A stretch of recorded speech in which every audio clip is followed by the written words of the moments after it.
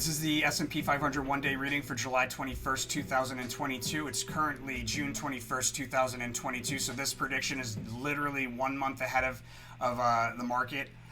Possible to use any type of technical analysis to predict this. Possible to use news to predict this. I mean, with the kind of accuracy we're talking, and we're doing detail by the hour. So bring it. Bring it, all you know-it-alls. Right here, right now, live, we are bringing it to you first. You won't find this info anywhere, and you won't find this accuracy with any analyst on the planet.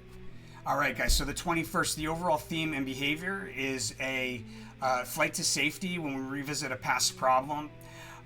That's the overall theme and behavior. It's congruent with the failure card on the 1 month overview. Looks like we fall pretty hard starting from the prior day.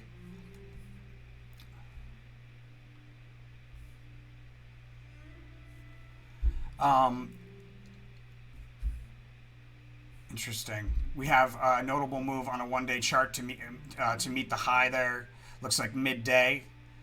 And off of the low, we have a move to the upside, successfully turning resistance into new support. There's a trade opportunity around the low there as well.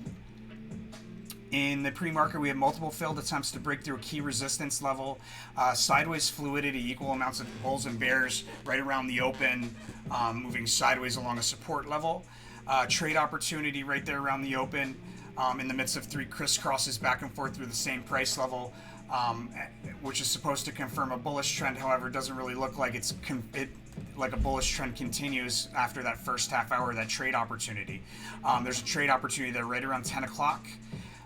It may or may not be the same trade opportunity that I'm picking up on. And then we have a decline between roughly 10 and 11 that increases with momentum as we move forward into the 11 o'clock hour. Between roughly 11 and 12-ish, we have volatility. We may meet an important resistance level and then break down from that with increasing volatility as we break down. We may not meet that resistance, and we just have increasing volatility as we move lower. Looks like there's a pop higher midday to meet a high or a crest at an important price level. That's that peace price level, which on the 21st, I'm going to notate that price level because it'll likely come in handy later on. We have on the overview, we have a peace card and an X marks the spot trade on the 26th of July. So this may very well end up being relevant in determining price points moving forward in the future. Between roughly 1 and 2, we have a decline that marks an opportunity to open up a long position or buy calls.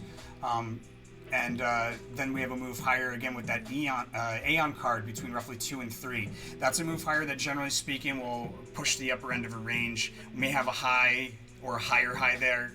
And then in the last hour, actually from that high, it looks like there's a lot of movement there in that Aeon card. There's a lot of movement.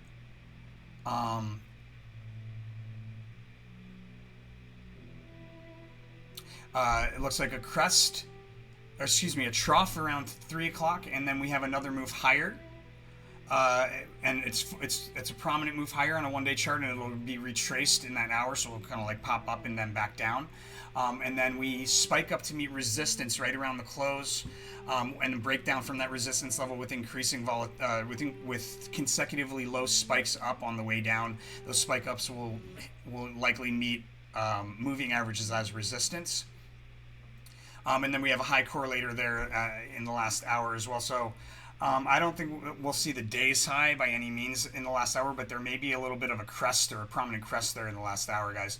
So I'll be notating that. It comes up against the science card, which is the post-market card. Science card is an important price level. A lot of time you'll see Fibonacci's involved in this, intersections of trend lines, that sort of stuff. But I'll again notate whatever that price level is when we get to the 21st.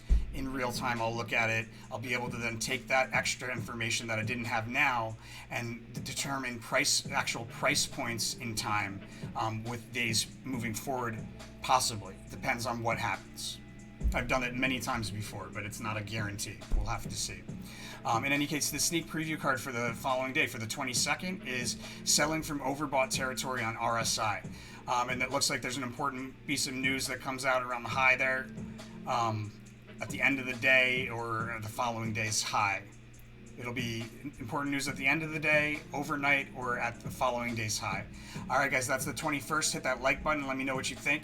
Love to see those comments. Let me know if when you're making money, guys. I love seeing that people are making money. Most importantly, I want to see people saying, "I paid it forward." Give a little bit of that back to the world, to the universe. Keep that flow going, my friends. Abundance. Keep the abundance flowing. Stack those karma chips, if you will. All right. And I'll see you on the next one.